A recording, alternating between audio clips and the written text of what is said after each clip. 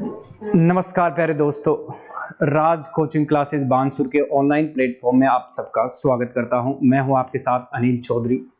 प्यारे बच्चों, राज coaching classes की तरफ से 1 मई को टैलेंट सर्च एग्जाम ऑर्गेनाइज करवाया गया है। तो उनके साइंस के एयरफोर्स में जो एक्स ग्रुप के क्वेश्चंस आपसे पूछे गए थे, उनका सॉल्यूशंस लेके मैं आपके साथ यहाँ पर उपस्थित हूँ। तो आइए प्यारे बच्चों, स्टार्ट करते हैं। हमारा पहला क्वेश्चन आपके सामने मैं रखता हूं। देखिए प्यारे बच्चों, पहला क्वेश्चन आपके सामने है, Planck constant has dimension of, यानी कि क्वेश्चन है प्लांक नियतांक की विमा किसके समान है। प्लांक कांस्टेंट प्यारे बच्चों आप जानते हैं E इक्वल्स टू क्या होता है, H nu. E equals to क्या होता है, एच न्यू। ये इक्वेशन प्लांक के द्वारा दिया गया था, एक साइंटिस्ट था प्लांक, जिसने 1900 में ये इक्वेशन दिया था। E इक्वल्स टू क्या है, एच न्यू। प्यारे बच्चों अगर मैं यहां से H का वैल्यू फाइंड करूं तो यहां से आएगा H का वैल्यू E अपॉन न्यू। प्यारे बच्चों यहां देख रहे हो आप, E क्या है, एनर्जी। E क्या है, एनर्जी, जिसे आप कहते हैं ऊर्जा। E को क्या कहेंगे आप, ऊर्जा। और न्यू क्या है, फ्रीक्वेंसी। न्यू क्या है प्यारे बच्चों, फ्रीक्वेंसी, जिसे आप हिंदी में कहते हैं आवर्ती। क्या कहते हैं, आवर्ती। तो प्यारे बच्चों यहां पर ध्यान देंगे सभी, एनर्जी का जो डायमेंशन होता है ये होता है m1 L2 T-2 अपॉन जो फ्रीक्वेंसी होती है इसकी डायमेंशन होती है T-1।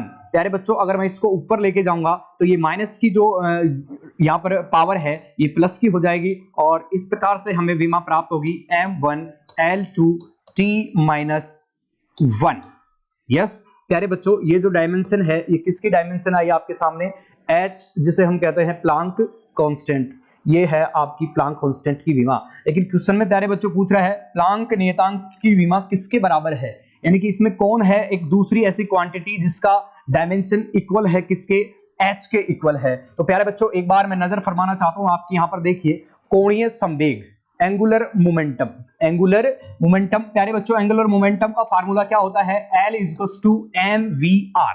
L इक्वल्स टू क्या होता है, mvr। देखिए उसको यहां पर हम नोट कर रहे हैं, L इक्वल्स टू mvr, जहां पर m क्या है, मास। मास का जो यूनिट होता है क्या होता है, kg। v क्या है, वेलोसिटी, मीटर अपॉन सेकंड, और r रेडियस है तो रेडियस का यूनिट क्या होगा, मीटर। यस तो प्यारे बच्चों यहां से गौर से देखिए, केजी क्या है, द्रव्यमान। तो द्रव्यमान की जो डायमेंशन होती है उसको हम किससे डिनोट करते हैं, एम से। मीटर क्या है, लेंथ है, और यहां भी मीटर लेंथ है तो कितना लेंथ हो गया, 2, तो ये हो गया L2। और सेकंड यानी कि टाइम नीचे है तो उसको हम अगर ऊपर लेके आएंगे तो हो जाएगा m1 L2 T-1। तो प्यारे बच्चों इसका सही आंसर जो है ये है आपका एंगुलर मोमेंटम, कोणीय संवेग। आगे बढ़ते हैं प्यारे बच्चों, दूसरा क्वेश्चन आपके सामने पेश करता हूं, ध्यान से देखिए। आपसे पूछा गया है कि 10 टू द पावर 80, 10 की पावर दे रखा है 80+3। इसमें से आपसे पूछा है डायमेंशन ऑफ A, यानी कि आपको कैलकुलेट करना है कि डायमेंशन A का क्या होगा। A का आपसे डायमेंशन पूछा है प्यारे बच्चों। तो आप यहां पर देखेंगे जो 10 की घात, यहां पर एक बात मैं आपको बता दूं, जो भी पावर में होता है ना उसको कांस्टेंट माना जाता है। तो आप सपोज यहां पर एक मान सकते हैं 9, यानी कि ये जो 80 है ये किसके बराबर है, एक कांस्टेंट के बराबर है। 80 इक्वल्स टू क्या हो गया, 80+3 इक्वल्स टू क्या हो गया, कांस्टेंट। कांस्टेंट का मतलब होता है नियतांक, और नियतांक का कोई डायमेंशन नहीं होता, तो नियतांक की जो विमा हो गई m0 L0 T0। लेकिन प्यारे बच्चों इधर क्या है, AT+3, यहां पर 3 की कोई डायमेंशन नहीं होगी तो इसको हम छोड़ देंगे। तो AT इक्वल टू क्या आ गया प्यारे बच्चों, m0 L0 T0। अगर हमें यहां पर फाइंड करना है A, तो A फाइंड करेंगे तो T का इधर डिवाइड हो गया तो A आ गया आपके सामने प्यारे बच्चों, A equal to m0 L0 T0 upon, यहां से देखिए T का यहां पर भाग लग गया तो ये T आ गया, और T ऊपर जाएगा तो प्यारे बच्चों किसका हो जाएगा, माइनस का। तो ये आ गई आपकी विमा किसकी, A की डायमेंशन। और सही ऑप्शन है आपके सामने कौन सा, C option is right. Yes प्यारे बच्चों, ये था आपका क्वेश्चन नंबर 47। नेक्स्ट क्वेश्चन की तरफ बढ़ते हैं। नेक्स्ट क्वेश्चन आपके सामने प्रेजेंट है, ध्यान से देखेंगे सभी।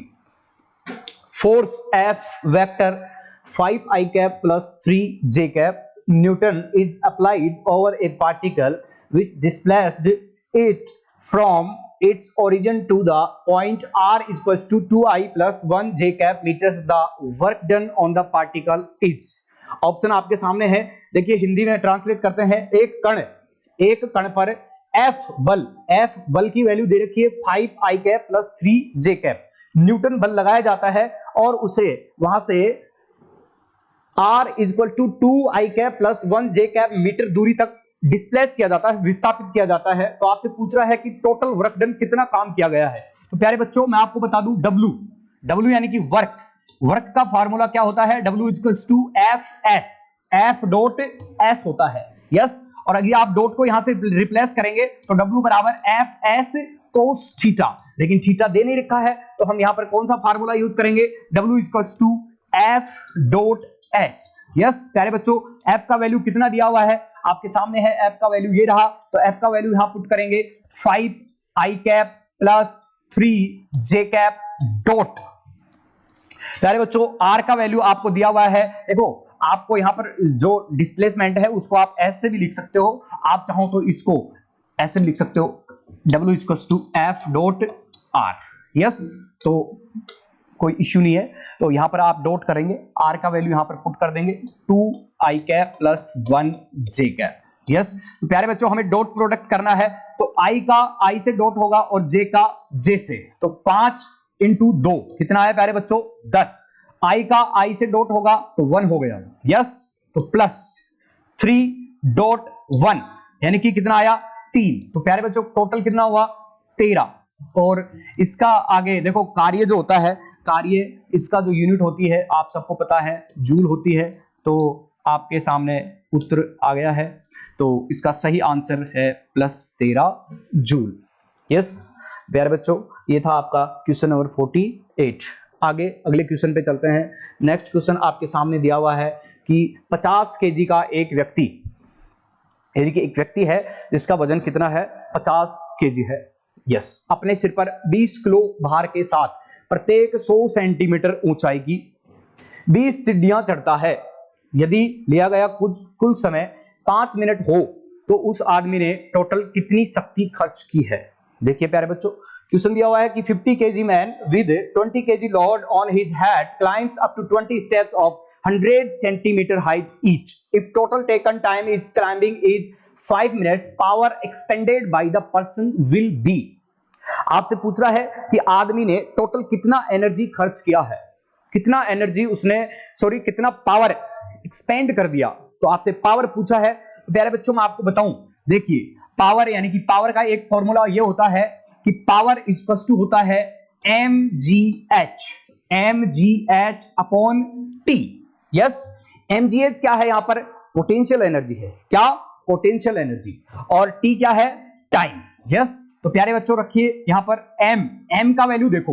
प्यारे बच्चों m का वैल्यू कैसे निकालोगे, व्यक्ति का वेट कितना है 50 प्लस उसने अपने हेड सिर पर कितना रखा हुआ है 20, तो टोटल मास कितना हो गया, टोटल मास m बोले तो मास यानी कि द्रव्यमान टोटल कितना हो गया 70 केजी। तो m का वैल्यू आपके सामने आ गया 50। g ग्रेविटेशनल एक्सेलरेशन आप सब जानते हैं, g का वैल्यू कितना होता है प्यारे बच्चों 10 लेंगे मीटर बटा सेकंड का स्क्वायर। यस, और प्यारे बच्चों h देखो प्यारे बच्चों कितनी सीढ़ियां हैं 20 सीढ़ियां हैं, कितनी सीढ़ियां हैं 20, और प्रत्येक की जो हाइट है 100 सेंटीमीटर है। 100 सेंटीमीटर का मतलब है 1 मीटर, क्या 1 मीटर, यानी कि एक सीढ़ी, कितनी सीढ़ियां हैं टोटल सीढ़ियां 20 हैं। यस, एक का हाइट कितना है 100 सेंटीमीटर यानी कि 1 मीटर, तो 20 का कितना हो गया 20 मीटर हो गया। यस, तो h की वैल्यू कितनी आ गई प्यारे बच्चों 20 मीटर, h की वैल्यू कितनी आ गई 20 मीटर। और टाइम देखो प्यारे बच्चों, टाइम दिया हुआ है 5 मिनट, कितना दिया हुआ है 5 मिनट, लेकिन बच्चों मिनट में नहीं रखेंगे टाइम को, इसको हम किस में कन्वर्ट करेंगे सेकंड में, और हम इसे 60 से मल्टीप्लाई करेंगे, तो 60 इंटू 5 कितना है प्यारे बच्चों 300 सेकंड आ गया। कितना सेकंड आया? 300 सेकंड। सारे वैल्यूज हमारे पास आ चुके हैं तो हम पुट कर देंगे। m का वैल्यू कितना है प्यारे बच्चों? 70। कितना है? 70। g का वैल्यू कितना है? 10। h की वैल्यू हम निकाल चुके हैं 20 अपॉन टाइम कितना है प्यारे बच्चों?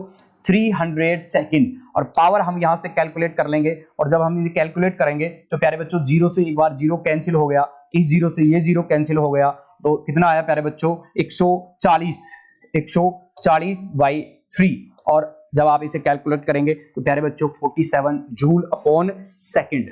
इसका सही आंसर आपके सामने है 47 जूल अपॉन सेकंड। आगे बढ़ते हैं, नेक्स्ट क्वेश्चन की तरफ बढ़ते हैं, और नेक्स्ट क्वेश्चन ये है आपकी स्क्रीन पर। If a body of mass m is taken at a height h above the surface of earth, then its weight decreasing by 1%. If the same body is taken at a depth h in a mine, then the change in its weight will be.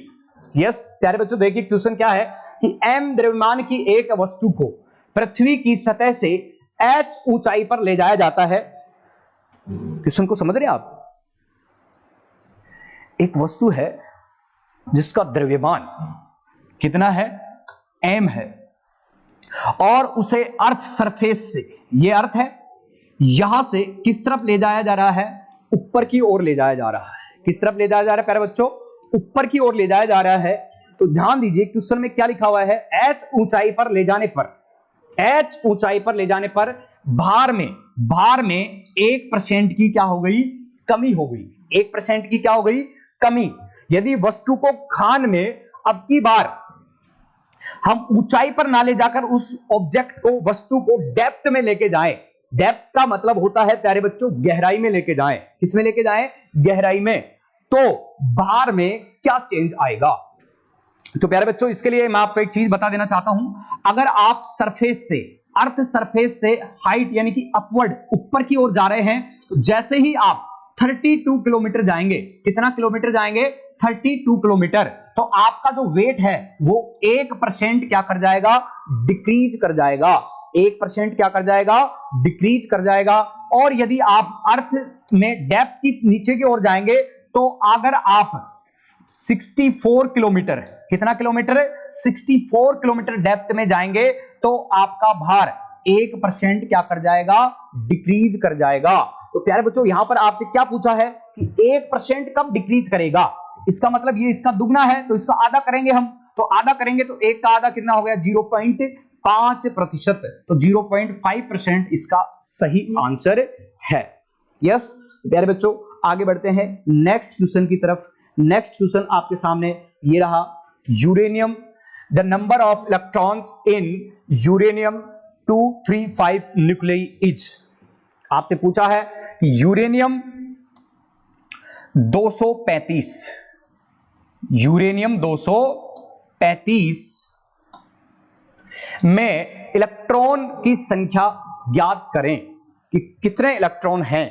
तो प्यारे बच्चों मैं आपको बताऊं ये किसका value है? 92 Z का वैल्यू है। जेड बोले तो एटॉमिक नंबर, जेड को क्या बोलते हैं प्यारे बच्चों?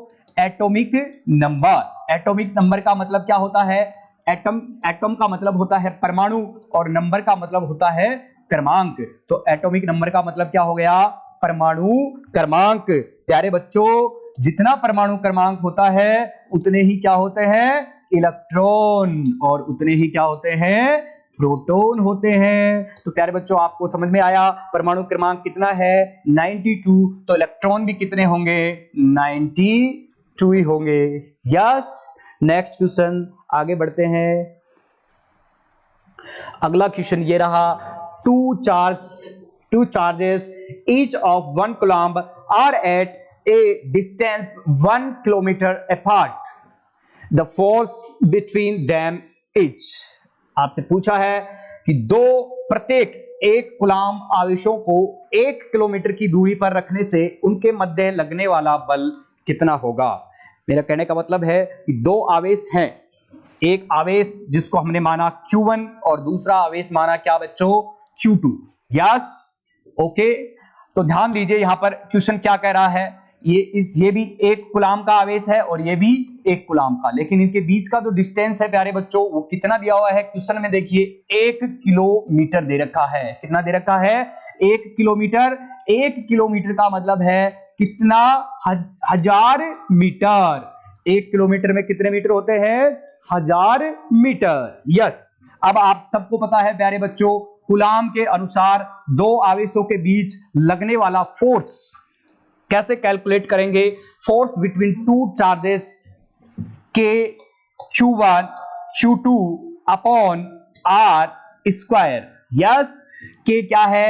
कूलाम कांस्टेंट है और के का वैल्यू आप सब जानते हैं 9 इंटू 10 टू दी पावर 9 होता है। यस प्यारे बच्चों, तो आइए कैलकुलेट करते हैं F की वैल्यू। F बराबर K का वैल्यू आप सबको पता है 9 इंटू 10 टू दी पावर 9 और Q1 का वैल्यू कितना है? 1 कूलाम, तो Q1 की जगह 1 आ गया, Q2 की जगह भी 1 आ गया। R की वैल्यू हमें मीटर में पुट करना है और R की जगह हम लिखेंगे क्या प्यारे बच्चों? 1000 और इसका क्या कर देंगे? स्क्वायर कर देंगे। तो प्यारे बच्चों यहां पर ध्यान दीजिए, कितना जीरो, ये 10 की घात नीचे कितना हो गया? नीचे देखो 10 की घात कितनी हो गई? 6 हो गई। ऊपर कितना आ गया? 9 इंटू 10 टू दी पावर 9। प्यारे बच्चों 6 घात कट गई, ऊपर कितनी बच गई? 3 बच गई। तो उत्तर आ गया आपका 9 into 10 to the power 3। Yes, और आप सब जानते हैं फोर्स का यूनिट क्या होता है? न्यूटन होता है। तो सही आंसर है आपका ए, 9 गुणा 10 की घात 3, यानी कि दो आवेश और दोनों का आवेश एक एक कूलाम है और दोनों एक दूसरे से 1 किलोमीटर की दूरी पर रखे हुए हैं, तो उनके बीच जो बल है वो कितना प्राप्त होगा? 9 गुणा 10 की घात 3 न्यूटन। यस प्यारे बच्चों, आगे बढ़ते हैं, नेक्स्ट क्वेश्चन की तरफ चलते हैं। अगला क्वेश्चन आपसे पूछा गया कि on putting tiny pieces of camphor on clear water these pieces, आपसे पूछा जा रहा है कि कपूर के टुकड़ों को, कपूर हमारे सबके घर में मिल जाता है या बाजार से आप लेके आ सकते हैं, तो कपूर के टुकड़ों को स्वच्छ जल पर डालने से, यानी कि कपूर लिया हमने और उसके छोटे छोटे टुकड़े करके हमने जो वाटर का सरफेस होता है पानी की सतह पर उसे हमने डाला, तो हमें क्या फिनोमिना, कौन सी घटना देखने को मिलेगी? तो पहला ऑप्शन आपसे पूछा है कि float of the surface of the water, यानी कि कपूर के जो टुकड़े हैं क्या पानी में तैरेंगे। दूसरा ऑप्शन है सिंक इन द वाटर, क्या पानी में डूब जाएंगे। और तीसरा आपसे ऑप्शन दे रखा है फ्लोट इनसाइड द वाटर, क्या पानी के अंदर जाके तैरेंगे। और चौथा ऑप्शन आपके सामने है move rapidly and randomly on the water surface, यानी कि आपसे कह रहा है कि पानी की सतह पर तेजी से इधर उधर चलेंगे। यस, तो प्यारे बच्चों मैं आपको बता दूं, सरफेस टेंशन का आपने जरूर नाम सुना होगा। सरफेस टेंशन का मतलब होता है पृष्ठ तनाव। सरफेस टेंशन का मतलब क्या होता है प्यारे बच्चों? पृष्ठ तनाव। क्या होता है? पृष्ठ तनाव। और पृष्ठ तनाव का जो मुख्य कारण होता है ये होता है ससंजक बल। कौन सा बल प्यारे बच्चों? ससंजक बल। और ससंजक बल को इंग्लिश में कहते हैं कोहेसिव फोर्स। कौन सा फोर्स? Cohesive force. और मैं आपको बता दूं कि वाटर ड्रॉप जो होती है, पानी की बूंद, वो भी एक सर्कुलर यानी कि गोल हो जाती है, स्फेरिकल से गोलीय आकार ग्रहण कर लेती है, तो वो भी किसके कारण? पृष्ठ तनाव के कारण। और कपूर के जो टुकड़े हैं वो पानी की सरफेस पर जैसे ही हम उन्हें डालेंगे तो वो उछल कूद करते हैं और इधर उधर भागने लग जाते हैं। तो सही आंसर है आपका D option is right, move rapidly and randomly on the water surface. Yes प्यारे बच्चों, अगले क्वेश्चन की तरफ बढ़ते हैं। नेक्स्ट क्वेश्चन आपके सामने है, ये रहा, देखिए, if the velocity of sound is 330 metre per second and the wavelength is kilometre, wavelength is 1 centimetre. प्यारे बच्चों यहां पर इंग्लिश में थोड़ा सिली मिस्टेक हुआ है, तो आप इसे 1 सेंटीमीटर कर लें। Then its frequency will be, यानी कि यदि ध्वनि का वेग 330 मीटर पर सेकंड तथा वेवलेंथ तरंग दैर्ध्य 1 सेंटीमीटर हो तो फ्रीक्वेंसी कितना होगा? आपसे पूछा है आवर्ती कैलकुलेट करना है। तो प्यारे बच्चों यहां ध्यान देंगे सभी। अब मैं आपको बताना चाहता हूं relation between, relation among 3 quantity है तो अमोंग आएगा प्यारे बच्चों। रिलेशन अमोंग वेलोसिटी,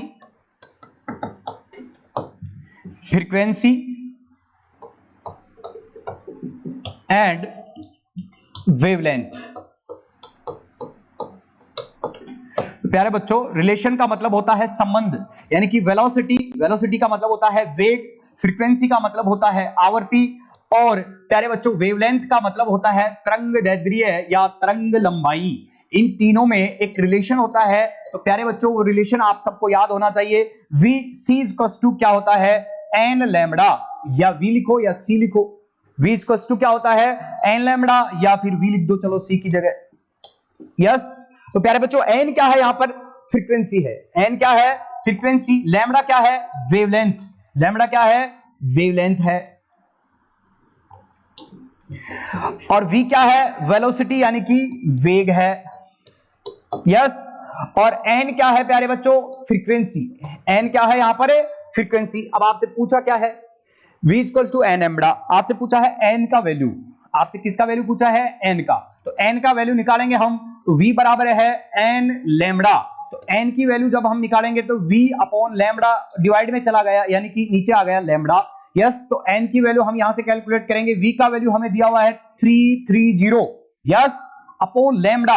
प्यारे बच्चों लैम्बडा सेंटीमीटर में दिया हुआ है। लैम्बडा किसमें दिया हुआ है, सेंटीमीटर में। लेकिन हम इसे सेंटीमीटर में नहीं रखेंगे प्यारे बच्चों, हमें किसमें चेंज करना पड़ेगा, मीटर में चेंज करना पड़ेगा। और जब हम लैम्बडा को मीटर में चेंज करेंगे तो 100 से क्या करेंगे, डिवाइड करेंगे, और लैम्बडा आ गया 1/100, यानी कि 1/100 मीटर, 1/100 मीटर। तो यहां रखेंगे 1/100, और 100 ऊपर आएगा। तो प्यारे बच्चों यहां से आप देखिए, यहां से जब हम इसे लिखेंगे आगे तो n इक्वल टू क्या आ गया, इसको मल्टीप्लाई करेंगे 100 ऊपर जाएगा तो 33,000।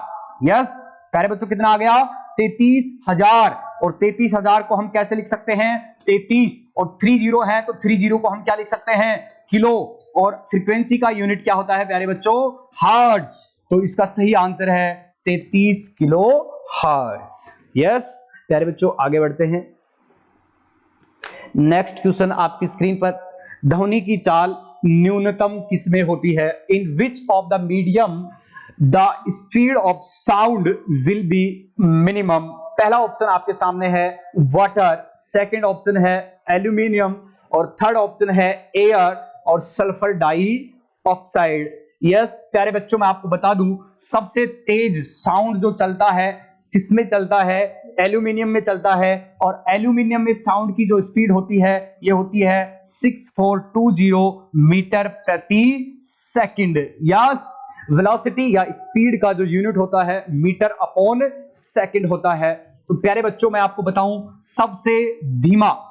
सबसे धीमा या स्लो जो साउंड चलता है वो किसमें चलता है, सल्फर डाइऑक्साइड। और सल्फर डाइऑक्साइड एक गैस है प्यारे बच्चों। और SO2, अभी देखिए मैं आपको बताऊं, SO2 एसिडिक रेन के लिए जिम्मेदार होती है। एसिडिक रेन आप जानते हैं प्यारे बच्चों, एसिडिक रेन का मतलब होता है अम्लीय वर्षा। क्या, अम्लीय वर्षा। आपको पता है कि जो ताजमहल, आगरा का जो ताजमहल है उसकी जो दीवारें थी उसका जो संगमरमर है वो येलो कलर का हो रहा था धीरे धीरे। तो वहां से सभी इंडस्ट्रियल एरियाज को वहां से दूर शिफ्ट किया गया था आज से 1-2 साल पहले। तो वो किसके कारण था, SO2 के कारण ही था। और अम्लीय वर्षा एसिडिक रेन के लिए मेन जिम्मेदार जो गैस है वो भी कौन सी है, SO2 सल्फर डाइऑक्साइड। साथ में NO2 भी होती है, नाइट्रोजन डाइऑक्साइड। लेकिन मेन जिम्मेदार जो गैस है वो कौन सी होती है प्यारे बच्चों, SO2। यस, और सल्फर डाइऑक्साइड में जो साउंड की जो स्पीड होती है, किसकी स्पीड प्यारे बच्चों, साउंड की स्पीड जो होती है ये होती है 213, यानी कि 213 मीटर प्रति सेकंड। तो सही आंसर है आपका सल्फर डाइऑक्साइड। यस, आप सबको पता है एयर हवा में कितना होता है, 332 या 332 मीटर प्रति सेकंड। यस, 330 भी लिखते हैं। यस, आगे बढ़ते हैं प्यारे बच्चों, सही आंसर कौन सा है, सल्फर डाइऑक्साइड। नेक्स्ट क्वेश्चन की तरफ बढ़ते हैं। The following phenomena is not found in sound waves, यानी कि निम्न में से कौन सी घटना ध्वनि तरंगों में नहीं पाई जाती है। ध्वनि तरंगों में कौन सी घटना घटित नहीं होती है? प्यारे बच्चों डिफ्रैक्शन यस होता है, डिफ्रैक्शन होता है, इंटरफेरेंस व्यतिकरण भी होता है, पोलराइजेशन साउंड वेव्स में नहीं होता है। पोलराइजेशन किस में होता है? लाइट वेव्स में होता है। किसमें होता है प्यारे बच्चों? लाइट वेव्स में, यानी कि प्रकाश तरंगों में रिफ्रैक्शन अपवर्तन होता है, लेकिन कौन नहीं होता? ध्रुवण नहीं होता है। किसमें? साउंड वेव्स में। तो पोलराइजेशन किसमें होता है? लाइट वेव्स में होता है प्यारे बच्चों। यस यस, आप स्पेक्स लगाते हैं, आप चश्मा लगाते हैं, तो लाइट का जो इंटेंसिटी है वो कम हो जाता है, डिक्रीज हो जाता है, वही क्या है? पोलराइजेशन है। यस, आगे बढ़ते हैं प्यारे बच्चों, नेक्स्ट क्वेश्चन की तरफ चलते हैं। आपसे पूछा गया है the ratio of intensities of two waves is given by 4:1, then the ratio of the amplitudes of the two waves. यानी कि आपसे कह रहा है कि दो तरंगों की तीव्रता इंटेंसिटी का अनुपात 4:1 है, उनके आयामों का अनुपात याद करें। तो प्यारे बच्चों इसके लिए आपको एक सूत्र याद रखना होता है, I is direct proportional to होता है ए स्क्वायर। आई का मतलब क्या है प्यारे बच्चों? इंटेंसिटी। आई का मतलब क्या है? यहां पर इंटेंसिटी डायरेक्ट प्रोपोर्शनल होता है किसके? एम्पलीट्यूड के स्क्वायर के। किसके स्क्वायर के? एम्पलीट्यूड के स्क्वायर के। हिंदी में अगर हम लिखें तो तीव्रता डायरेक्ट समानुपाती होती है किसके? आयाम के स्क्वायर के। आयाम के स्क्वायर के। तो प्यारे बच्चों क्या दिया हुआ है? दो तरंगे हैं, तो एक तरंग को I1, एक की इंटेंसिटी I1 अज्यूम कर लो और दूसरी की I2 अज्यूम कर लो। यस, तो देखिए यहां पर तीव्रता I1 बटा I2 समानुपाती, एक का आयाम कितना है? अच्छा, तीव्रता दिया हुआ है तो इसको मान लेते हैं A1 और इसको मान लेते हैं A2, और दोनों का क्या कर देंगे प्यारे बच्चों? इधर स्क्वायर। I1 का वैल्यू कितना है? 4, I2 का वैल्यू कितना है? 1, समानुपाती A1 A2 का स्क्वायर। प्यारे बच्चों अगर इधर से हम स्क्वायर को हटाएंगे तो इधर क्या आ जाएगा? रूट आ जाएगा, और रूट लेंगे तो क्या आएगा? 2:1, 2:1। सही आंसर कौन सा है प्यारे बच्चों? D option is right. यानी कि जो एम्पलीट्यूड्स का रेशियो होगा वो क्या होगा? 2:1। आयामों का अनुपात क्या होगा? 2:1। यस प्यारे बच्चों नेक्स्ट क्वेश्चन की तरफ बढ़ते हैं। अगला क्वेश्चन आपके सामने है, प्रकाश की तरंग प्रकृति के लिए प्रमाण नहीं प्राप्त किया जा सकता है। प्यारे बच्चों दे रहा है, देखो क्वेश्चन में क्या है? Evidence for the wave nature of light can't be obtained. प्रकाश की तरंग प्रकृति के लिए प्रमाण प्राप्त नहीं किया जा सकता, यानी कि इनमें से कौन सी ऐसी फिनोमेना है जो वेव नेचर को नहीं बताती है, तरंग प्रकृति को नहीं बताती है? तो इसका सही आंसर है प्यारे बच्चों, देखो विवर्तन जो होता है, डिफ्रैक्शन, ये वेव नेचर को बताता है। यस प्यारे बच्चों, इंटरफेरेंस भी किसको बताता है? वेव नेचर को बताता है। और डॉपलर प्रभाव भी किसको बताता है? वेव नेचर को बताता है। यस या नो? ये तीनों ही वेव नेचर को बताते हैं, लेकिन कौन है जो वेव नेचर को नहीं बताता? तो वो है रिफ्लेक्शन, परावर्तन। तो सही आंसर आपका है परावर्तन। यस, आगे बढ़ते हैं प्यारे बच्चों, नेक्स्ट क्वेश्चन की तरफ चलते हैं। आपसे पूछा गया है, myopia can be removed by using a lens of, यानी कि मायोपिया दोष दूर किया जा सकता है। कौन से लेंस से मायोपिया दूर किया जा सकता है? मैं आपको बता दूं, मायोपिया का हिंदी अर्थ होता है निकट दृष्टि दोष। क्या? निकट दृष्टि दोष। और प्यारे बच्चों इसे शॉर्ट साइटेडनेस भी कहते हैं। क्या कहते हैं? Short sightedness. क्या कहा जाता है प्यारे बच्चों? शॉर्ट साइटेडनेस कहते हैं किसे? मायोपिया को। और इसके लिए हम सबसे पहले देखो यहां पर कौन सा लेंस काम में लेंगे? अवतल लेंस, कॉनकेव लेंस काम में लिया जाता है। यस ओके प्यारे बच्चों, आगे बढ़ते हैं नेक्स्ट क्वेश्चन की तरफ। ये क्वेश्चन जो आपसे पूछा गया, the colour of rays is the property of, यानी कि प्रकाश का रंग निर्भर है। प्रकाश का कलर प्यारे बच्चों आप सबको पता है, आप पढ़ते हुए आ रहे हैं विबग्योर। क्या? विबग्योर, बैजानी हैप्पी नाला। यस प्यारे बच्चों, वी वोयलेट। क्या? वोयलेट। आई से क्या बनता है? इंडिगो। क्या प्यारे बच्चों? इंडिगो। बी से क्या बनता है? ब्लू, नीला। और जी से ग्रीन बोले तो हरा, ग्रीन। येलो। ऑरेंज नारंगी और रेड लाल। यस प्यारे बच्चों, आपसे पूछा है कि प्रकाश का रंग कौन निर्धारित करता है, इनमें से कौन सी क्वांटिटी है जो लाइट के कलर को मतलब प्रेजेंट करती है या उसको कलर देती है। तो उसके लिए जिम्मेदार है प्यारे बच्चों फ्रीक्वेंसी, कौन, आवर्ती। तो इसका सही आंसर है आपका आवर्ती। यस प्यारे बच्चों, ये थे आपके टैलेंट सर्च एग्जाम में पूछे गए प्रश्न और मैंने आपको इनका सभी का सॉल्यूशन बताया है। अगर आपको किसी में दिक्कत हुई हो तो आप उस वीडियो को दोबारा से प्ले करके देख सकते हैं। ठीक है प्यारे बच्चों, बहुत बहुत शुक्रिया, नमस्कार।